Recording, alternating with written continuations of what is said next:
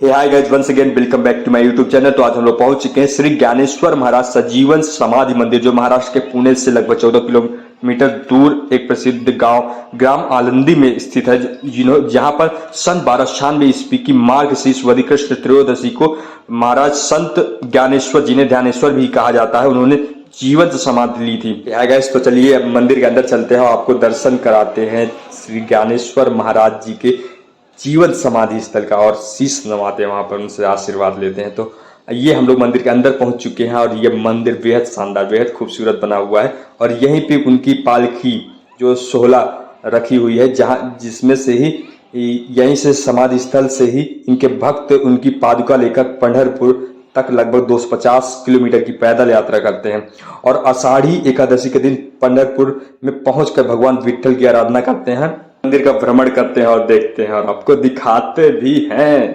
तो देखिए, तो संत ज्ञानेश्वर महाराज 13वीं सदी के एक महान संत थे। इन्होंने ज्ञानेश्वरी की रचना भी की और संत ज्ञानेश्वर महाराज की गणना भारत के महान संतों एवं मराठी कवियों में होती है। ये संत नामदेव के समकालीन थे और इन्होंने पूरे महाराष्ट्र का भ्रमण कर लोगों को ज्ञान भक्ति से परिचित कराया। तो देखिए हम लोग कैसे लग रहे हैं, हम लोग भी यहाँ आ चुके हैं और लाइन में लगे हुए हैं मंदिर के अंदर जाने के लिए।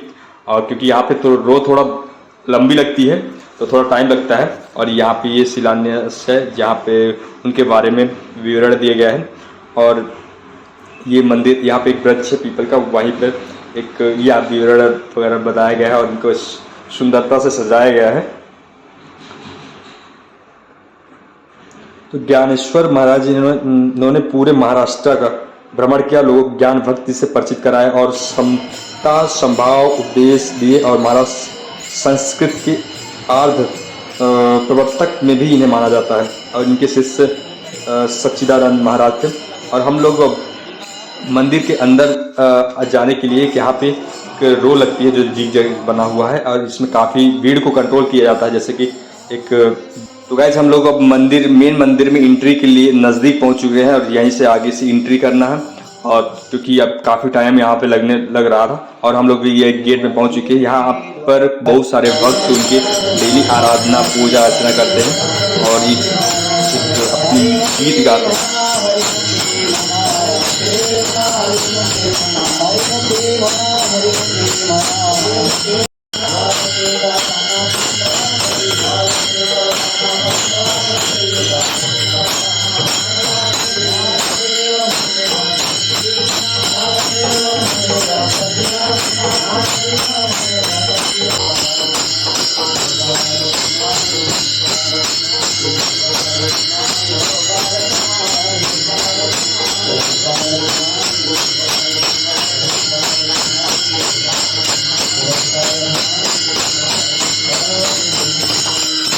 हम लोग समाधि स्थल के सिर्फ एक गेट पहले आ चुके हैं, ये अब पहुंच चुके हैं उनकी समाधि स्थल। यहीं पे उनकी समाधि स्थल है और यहाँ से क्योंकि मोबाइल अलाउ नहीं है तो आपको ज़्यादा नहीं दिखा सकता, यहाँ से ही आप दर्शन कर सकते हैं। अब हम लोग मंदिर के बाहर आ चुके हैं। मंदिर के पिछला आवरण ऐसा है जो ये आप देख सकते हैं और ये हम चारों तरफ उनके भ्रमण करेंगे और देखेंगे। अगर इनके माता पिता के बारे में जानना चाहें तो इनके पिता का नाम विट्ठल पंत और माता का नाम रुक्मिणी बाई था। इनके पिता जो थे उच्च कोटि के मुकुच तथा भगवान विट्ठलनाथ के अनन्य उपासक थे। विवाह के उपरांत उन्होंने संन्यास दीक्षा ग्रहण की थी, किंतु उसके बाद उन्हें 3 पुत्र तथा एक कन्या हुई, जिनका नाम विवित्रनाथ, ज्ञानदेव, सोपान तथा इनकी पुत्री का नाम मुक्ताबाई था। क्योंकि विवाह के उपरांत इनको संतान की प्राप्ति हुई, इसलिए इनके संतानों को बहुत सारे लोग अपमानजनक शब्द लाइक सन्यासी का पुत्र के नाम से संबोधन करते थे।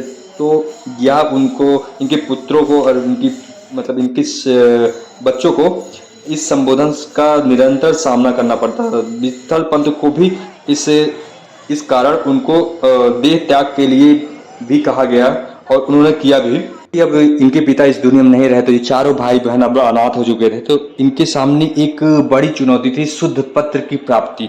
तो शुद्ध पत्र की प्राप्ति के लिए उस समय के सुप्रसिद्ध धर्म क्षेत्र पैठन में चारों भाई बहन पहुंच चुके और यहीं पर उन्होंने शुद्ध पत्र की प्राप्ति की। और इनके बारे में कुछ किंवदंतियां हैं इस तरह के। ज्ञानदेव ने यहाँ उनका उपहास उड़ा रहे ब्राह्मणों के समझ भैंसे के मुख से वेदोच्चारण करवाया था और एक बार 14 वर्ष के तपस्वी चांगदेव के स्वागत के लिए जाना था। उस समय एक दीवार थी। उसी दीवार को उक्त संत के पास चला कर ले गए थे, ऐसा कहा जाता है। और उनके इस अलौकिक चमत्कार के कारण ही उनको शुद्ध प्रकृति प्राप्त हुई थी।